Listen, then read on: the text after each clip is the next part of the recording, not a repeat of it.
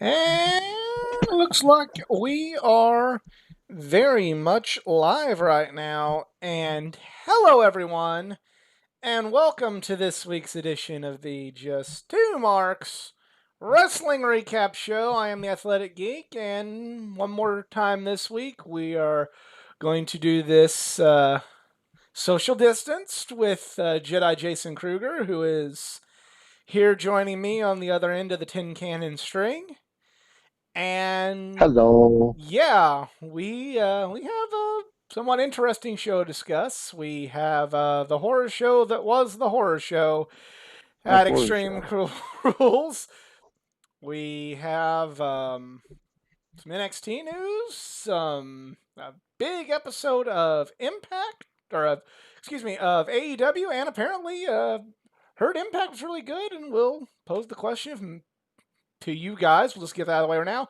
Let us know in the comments section or on my social media pages. Do you want Jedi and I to start having Impact as part of the discussion? Let us know if that's something you'd like to see. But getting a little ahead of ourselves. If you've never seen this show before, this is the Just Two Marks Wrestling Recap Show. Jedi and I have been watching wrestling together for over 15 years. We love wrestling. We love sharing our love of pro wrestling with each and every one of you out there. However, at the end of the day, our opinions are just like that of all yours out there. Because we're not insiders, we're not wrestlers. At the end of the day, we're just two marks. We avoid insider terms because we're not insiders and don't really have the right to use them. So, and this is an energy drink. This isn't booze because it's early in the day. So, Extreme Rules. Extreme Rules, the horror show that was. Mm-hmm. Well, So, the question from last week was answered. Will the eye for an eye match be a pleasant surprise like the Boneyard match? No. No, the answer is no.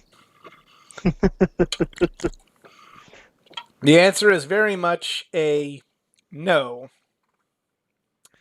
And I think to quote Daniel Bryan, no! yeah. Good God, that was trash. Only made worse And you know they by had to the know it too. crowd. Oh no, I'm sure somebody back there was saying it was such good shit. Oh yeah, I'm sure. I meant someone like Mysterio had to known. Oh, absolutely, absolutely. Oh, yeah. It was just like I don't know what we can say to further exemplify the fact that this was complete and total dog shit. And if you liked it or if you have a reason, I say this too. AEW isn't fucking perfect. AEW has flaws. So don't fucking at me with any of this, fuck your fanboy shit. If you're standing up for that match, fuck your fanboy shit. Yeah. Just I don't understand how anyone could think that's good. I mean, if you liked it, God bless you. That's your call. I mean, I'm not gonna tell you you're wrong for liking it. I'm just not gonna understand how you do. Yeah. So, Jedi, anything else interesting happened to Extreme Rules you think we should talk about? MVP declared himself U.S. champion. Cool. I find that kind of interesting just because he didn't win it, so that could do one of those real champion, fake champion things. I mean, And hadn't been th- done in a while, so and there's talk like they may become the thing that all wrestling fans seem to want every time a group of black wrestlers get together and become the new nation. oh no no, oh no. Everybody needs to stop. Let it go. Well, someone, friend of the show, You, actually you know, pointed this out. They did say if uh, Benjamin Lashley and MVP equals BLM. yeah. So there you Oh go. wow. Yeah, Oh, that's weird. How, I'm just saying like that. huh? That I mean, I'm not saying they should, you know. No, I wouldn't. I Well, definitely no. wouldn't. I mean, I'm not saying like maybe using it around the cause maybe wouldn't necessarily be a bad thing, but to name the stable BLM after that, what some people might think is clever, cool, and good for the cause might also uh-huh. be Yeah. very much considered poor taste to quite possibly some of the same people in that community. I'm not speaking for it, it's not Yeah. my call to make, but Right.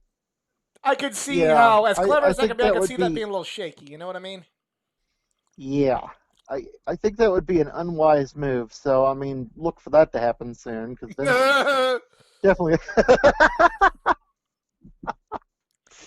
Indeed. but wow. Huh. Who knew?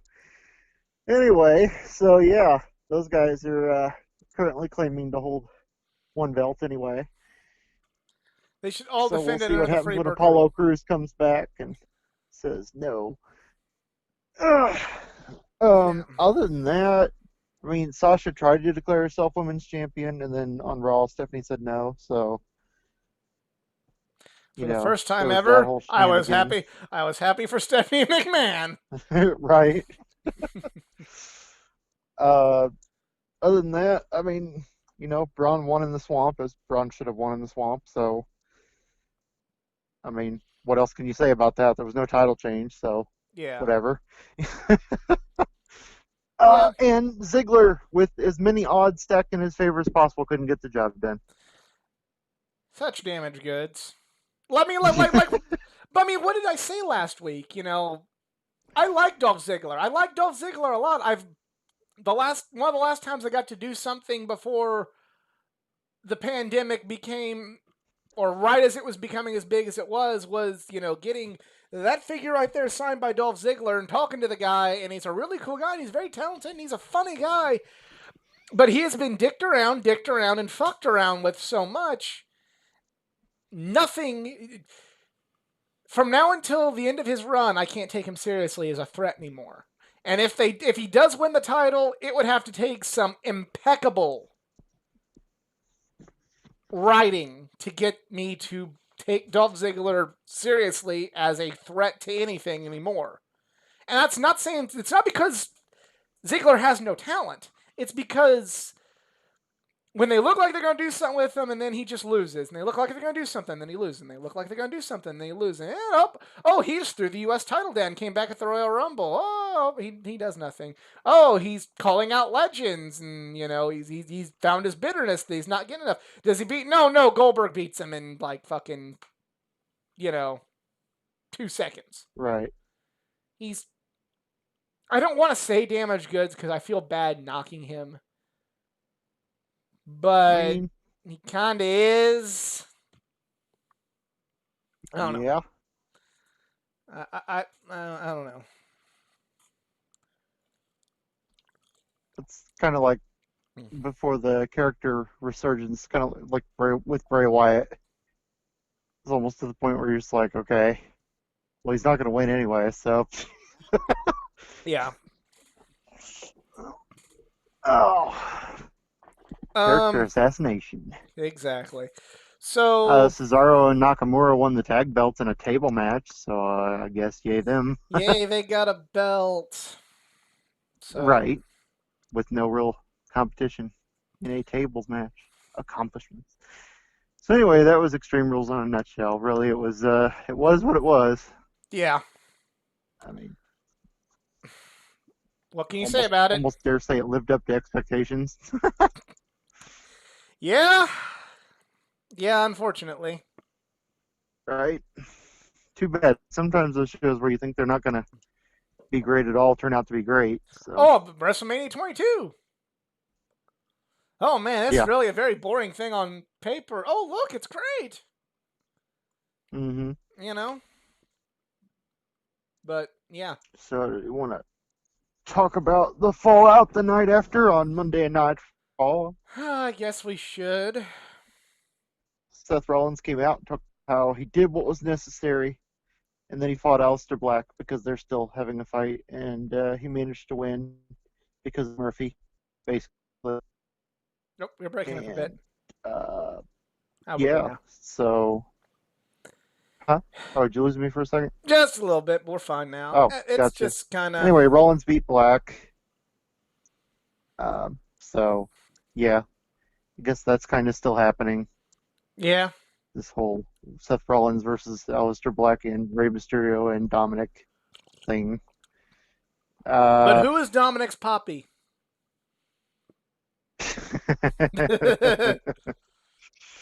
uh, uh, Lashley, MVP, and Benjamin, as you mentioned, came out, and MVP is all I'm great and stuff. And Cedric Alexander and Ricochet came out to challenge, had to pick a third guy, and they brought out Mustafa Ali, who scored the win for their team in the six-man tag. Huh? So Mustafa Ali's back. Yeah. Or Ali. Ali, whatever. Yeah. uh, Yeah. So, I mean, were they it's afraid they're going kind to of. get sued by Disney? I mean, you never know. But it's just. Right. I mean, it was okay. Like, here's the thing with. And I've said this till I'm blue in the face on this show. I don't like WWE was so far behind the eight ball in trying to get an atmosphere for these COVID shows Mm-hmm. that now that they've got an atmosphere, it's like it's so phony to me. Mm. Like it feels so. Well, when AEW does it, like to me, it feels more. It just feels so much more natural. Like, oh, okay, like we're Mm-hmm. not. They're not. It doesn't feel like it's phoned in. Yeah. Does that make sense? The wrestlers just kind Yeah, of it does. there. The wrestlers are, they're kind of given this, trash talk from the front row, and then the few people that they allow in to see the show are vocal enough that they can do a couple chants to where it feels like, okay, it's not like overwhelmingly like this small section might be saying this is awesome, or during the uh, during the inner circle segment last week, the he's scared chant, like Mm-hmm. it just doesn't feel as manufactured. Whereas with WWE, it's just like, go crazy. It's the best thing you've ever seen. This is awesome. It's like, I have a friend compared to like a studio. The WWE feels Yeah. like a studio audience where like AEW feels like there's, the talent are wanting to look on and the few people watching from afar are looking on. And Yeah. it gives it a little bit more of a more sincere atmosphere. So Right. I don't know, just my opinion. So now that, yeah, that's fair. Now that Ruby Riot is teaming up with uh,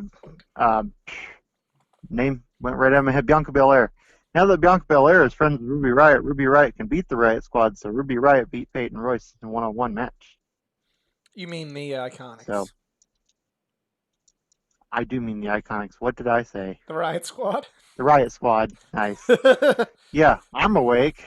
Share that energy drink with me there. Anyway, yes, the I'll leave it on the Iconics front can no porch longer and you can beat come Ruby. get it. Yeah. Right. I'm not. I'm yeah. not upset Anyway. about this tag team. That's. It's Yeah. been, No. it's I been mean. well documented. I'm not completely all aboard the Belair. Bianca Belair bandwagon, but I do like this tag Mm-hmm. team, and I feel like this is something. This is good for Bianca Belair, and I kind of dig her in this role. Gotcha. Fair enough. It's good for Ruby Riot too, because good Lord knows they won't do anything with her. I mean, Yeah. At least now, yeah. Yeah. So. From this, so yeah. Apparently, we're all in teams again. Which, Hope you're splitting out again. Hello? Hello? Oh, you've cut out. Let's see if we can get Jedi back. can you hear me? Yep, we're back now. Yeah. All right, I'm back. Lost signal for a second. It's all good. All right. So anyway, speaking of tag teams, the Street Profits, I think it was non-title, but they fought Andrade and Angel Garza, and they did win. Good for them. But Andrade and Garza, I mean, weren't a pushover, so that's all right. Bailey fought Kairi Sane after Stephanie announced that Asuka and Sasha, I believe, have a rematch next week. I think it was Cool. next week. And Bailey was actually defeated by Kairi Sane. It was non-title. But They're really so trying to Kairi keep gets her a on the win. roster. Mm-hmm. Yep. Drew McIntyre basically said, Dolph, you had your shot, you suck. And then Dolph said, oh, please, oh, please, oh, please. And so Drew said, sure, let's just do the same thing, except in reverse. I get to name the stipulation as soon as we get out there. So I guess that's going to be happening next week or sometime on Raw. I assume they're not going to drag that out to SummerSlam. Or will And they? Or will they What? drag it out to SummerSlam? Oh, please no. I don't know. And Randy Orton fought the Big Show in a non-sanctioned match, and Randy Orton won, as Randy Orton will. Was there any doubt? Just say that. No. Say that statement again. Randy Orton defeated won. the Big Show. Yes. 2020. That's right. That's right. It's 2020. Oh. If I wouldn't have known better, I would have said this was a 2009. 6. Yeah. Anywhere between 2006 and 2012. Yeah. And I don't dislike the Big Show at all. I think the Big Show's probably one of the most talented giants there's ever been, but yeah, almost indisputably. But still, it's kind of, but much like Ziggler, they fucked around and fucked around and fucked around with Big Show enough that you can't get emotionally invested in the guy. Yeah, I know. I need to watch his show on Netflix. It might be funny. I need to as well. It's on there. Just haven't clicked on it yet. So anyway, that was Raw in a nutshell. It sounds like it was a little bit better than some weeks on Raw, though, as far as the action. Yeah, it wasn't. I watched the Hulu version of it, but it wasn't. Right. I didn't hate it, and I didn't dislike it at all. It's just kind of I'm not liking where the WWE is going with this. You know what I mean? Yeah. No, I hear you. It just feels like it just there's nothing there that makes me go, oh, I'm up for this. Right. Like I literally for all of you out there, that's why I watch this. The WWE at least. Right. Yeah. But speaking of WWE owned shows that are kind of entertaining, we got Wednesday's NXT. And where Keith Lee decided to surrender the North American Championship. Yeah, well, I mean, he wanted to give somebody a chance because no one can defeat Keith Lee. So he wanted to spread the love. It's okay. Now, it's see, a noble that's thing. I'm of two minds about that. On one hand, in WWE, with the exception of when they had Rollins win 2 belts, like when the Warrior won 2 belts, he gave one up. When most people get 2 championships, 2 singles championships, they surrender one. I really wanted to, have Keithy 2 belts. Right. And just kind of have that. Could be like Kurt Angle and have all the championships, defend 3 matches in single pay-per-view. Right. I thought that could be just interesting, how, well, much like the Kurt Angle, how that could play into the stories in the match. So. Yeah. I kind of want Keith Lee to hold on to both belts for a minute and at least. I understand. Give him a good run with the NXT title, but maybe have the North. So lose the North American title. You could even like throw some like he's got a triple threat match and then a singles Right. match. If you Right. want to protect Keith Lee in that way, but I mean, why not? They basically that's what they did with Becky. yeah. I'm like, yeah, you're gonna lose this one. Okay, you can keep this one. You know. Right. So, uh, Dexter Lumis fought Killian Dane and defeated him. Dexter Lumis is on the rise, and Killian Dane's doing what Killian Dane does, being a giant enhancement talent of sorts. At least the way I see it these days. Yeah. Uh, He's not at Breezango my fought- house, Killian, so if you want to go after Jedi, he's not here.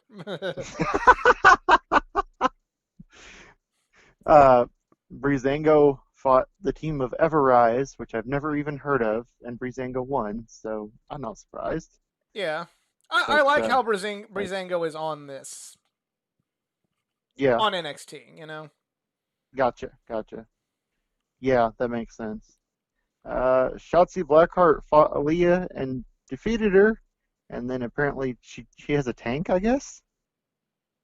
Anyway, Yeah. Martinez came out and basically laid her out and told Stone she'd be part of his thing, but only because he could get her high-profile matches. So, I guess he's adding to his stable.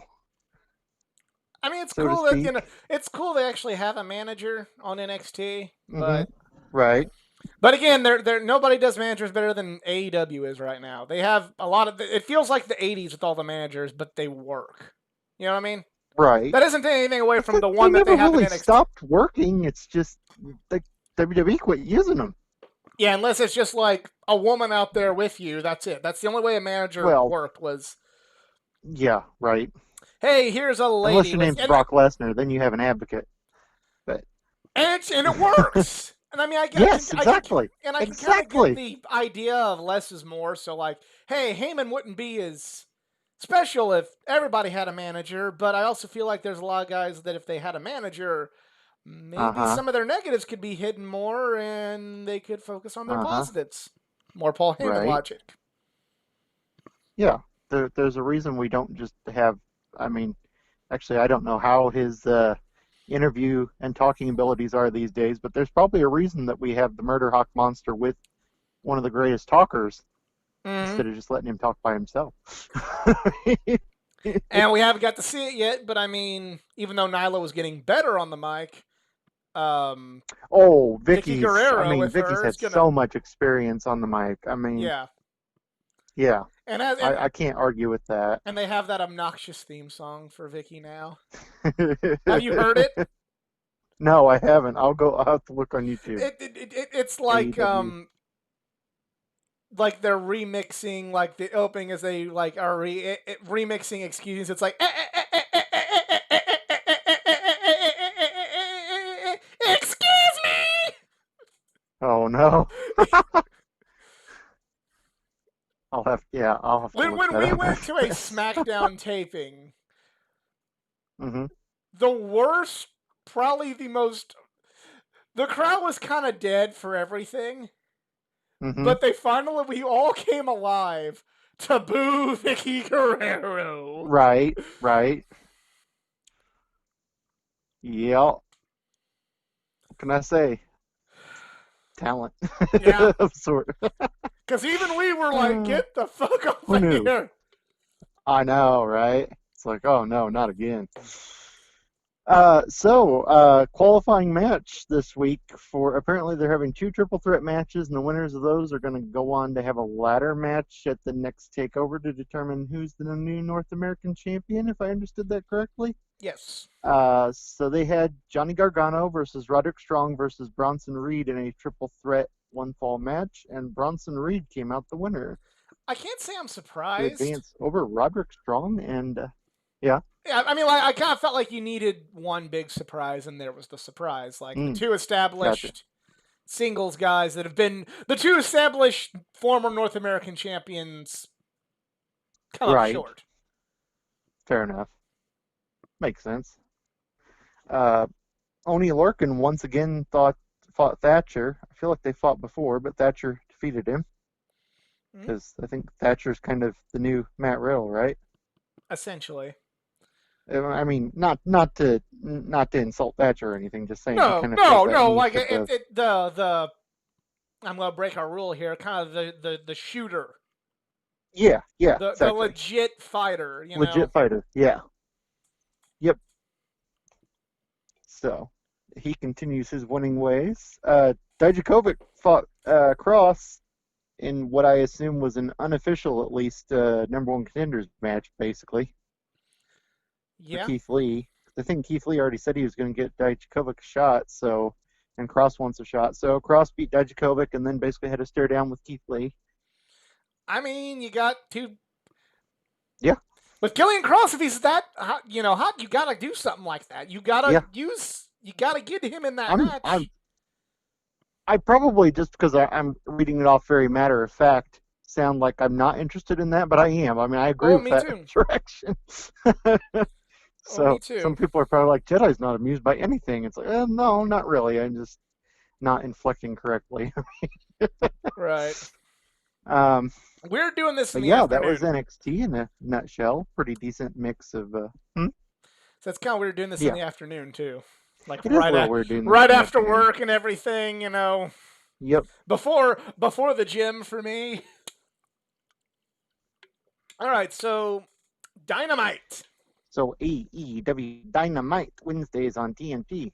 The TNT Championship and Oh, champion this was Cody was defended great. Like against right out the the gate. hottest free act, Well, they said one of the hottest free agents. So everybody thought it one was of the going to be hottest free Warhorse, agents. which is I was hoping for Warhorse because he wrestles here in this area, and I am a Warhorse fan. Right. And I'm Apparently that's seeing happening next week. Yeah, it is happening next week. But Cody's in the ring. We're thinking, all right, they do the introduction for Cody, and we're like, all right, who's it? Warhorse, Warhorse. And I hear that unmistakable voice of the King of Diamonds, Eddie Kingston. And him talking shit, talking smack on Arn Anderson. And him and Cody have a no disqualification match. All out brawl, they get a little hardcore with some thumbtacks there at the end because Cody must bleed. It's my one gripe with Cody is Cody must bleed. But He's this his was daddy's son. What can I say? But this was an amazing match. It was short, told a good story, and I really hope we see more of Eddie Kingston in AEW. This was fucking awesome. Sweet. Then we had MJF come out and basically squash a person and get upset and declare himself essentially undefeated. Yep, pretty much. So And then he MJF doing MJF things. yeah, and yeah, like I said, MJF's the best bad guy in the business because I was really annoyed. Like, not in the I want to turn this off, but I'm like, God, I really want to see MJF get fucking beat up. It's not going to Right. happen for a while, and it makes me even more angry. Right. The Young Bucks were in action and fought the Butcher and the Blade. I like this match a lot. Again, Falls count anywhere. I enjoyed the Cody match a little more, but it doesn't take anything away from this match. I'm not surprised. Yeah. Well, I mean, it wasn't like I don't want to say it was like since it was a Falls Count Anywhere match, it kind of built up to make sense doing a match like this. Like I don't have the same criticisms as I would like when the Bucks first wrestled the Lucha Bros, and we're like, okay, what's left? Oh, Like good you grief, kind of, yeah. you know what I mean? You're not kidding. Yeah. But it was still a good match, and my favorite part was when they fought near this truck, like this semi truck, Uh-huh. and one of the signs in there said "Mud Show Tonight" for that match. Which, if you're not aware, Jim Cornette's what he calls AEW, and pretty much anything that he doesn't like is an outlaw mud show. So they had "Mud Show Tonight" Oh, written yeah. on like a Nice. sign in there. So Nice. good match. Just kind of, Mm-hmm. everything made sense. I didn't dislike it. Just kind of wasn't as didn't wasn't as emotionally invested in as the Cody match. I feel like Right. the Cody match had bigger stakes going into it, which you wouldn't think. You'd think this match would have bigger stakes because the Butcher's involved in it. Ha. That's fucking funny. It took me a split second. I was like, what is he? Oh, nice.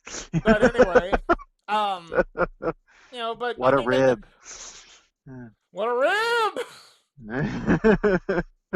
Both good in their own right. Just kind of slightly preferred the Cody match, but still, this is Right. this being the way it was made sense to be that way. So before the Cornets of the world, when they're not being cuckolded by their wife, come at it and complain about it. There was a reason. It's been kind of building for a month that this would be, maybe Right. not a one fall to a finish match. Yeah. Uh, a woman that's been on Dark a lot recently, Diamante, I assume is the pronunciation. Yes. I think that's it. Anyway, she debuted on, I think, Dynamite for the first time. I think she's just been on Dark up to this point and showed what she could do and won a match. So, still Yeah. opening up that talent pool. They got people like Diamante and Abaddon and stuff, just because like people like Britt Baker are injured, and Right. so thankfully, and half the other roster's still stranded in Japan, Or Mexico, or or yeah, well, yeah, exactly. yeah. So And then they've also announced the a women's tag team tournament for yeah, the summer, which I'm gonna be interested to see how they pull this off because of what could be considered a lack of depth in the roster. I feel like this could be the right. turning point for their women's division. Like it's going Mhm. going up. It's gotten a lot better compared to Yeah, what it was yeah. at the beginning of the year, no question. But this could be where we all kind of take more notice of the AEW women's division. Right. And the only team announced so far is the Nightmare Sisters with Allie and Brandy Rhodes. Yep. But we'll get more as we progress. Hangman took on one of the Dark Order flunkies, and then the Dark 5. Order tried to seduce him to the dark side. 5. So he doesn't feel like joining a cult right now. I like what they're doing with the Dark Order because, like, Brody Lee took Colt away. Like, Colt went out there with him. And he's like, hey, guys, what's going on? Mhm. And then, like, before they all jumped on Hangman, they led Cabana away. So it's kind of like, hey, they haven't completely got Colt to buy in yet. So they don't want Colt to see that they're being mean to people like Hangman and things like Right. that. Yep. So I think that's kind of interesting. It is. Part of the storyline, and I like it. Right. And Jericho and Hager took on Jungle Boy and Luchasaurus. Was Luchasaurus, right? Or did I get that wrong? You got it right. It's good. You're right. You're right. Okay, I thought so. All right. So, yeah, and Jericho and Hager won, but still not without Good a fight. match. Really good match. So Luchasaurus. When are we going to see Luchasaurus really go for the gold? Well, When? I feel like he'll be getting the TNT title shot first. I'm sure. Or I feel like they'll become tag champions first, him and Jungle Boy. Right. Possibility. So. And yeah, I believe that was the main event. Was something else happen that I forget about? well, the very end of the main event, having an all-out brawl, and one of the I forgot the luchador's name, and I apologize. He was in the crowd, and he comes out. Oh, Serpentico. Serpentico, yes. Yeah. And they're thinking, oh, he joined the Inner Circle. He's, Serpentico, the new member of the Inner Circle. Then the mask comes off, and it is a certain Spanish god, Sammy Guevara. All is forgiven, hopefully. And now the sex gods are back, and the Inner Circle is back. And after meeting Sammy a few weeks ago, I like him even more now. Him and Darby Allin. And yeah, we also forgot we had some Brian Cage action. And basically setting up a tag match for next week. Ricky Stark came out and went after Mox, and Darby Allin came out, so we've set up a tag match of Cage and Starks versus Mox and Darby. So that'll also be cool. Yeah, I forgot about that. This was a really approach Starks on Dark as well. Yes. I think is where that was set up. Yeah. So So I think that'll be a good tag match, and raise Darby's stock, and a very solid episode of Dynamite this week, and right. you For know, for those of you who really like Dynamite and have the time anytime through the week, AEW Dark, whilst definitely the I guess kind of Sunday Night Heat, they sometimes have big names on there, and there have been slight storyline tie-ins here and there. So yeah, it's kind of worth your while to watch. absolutely.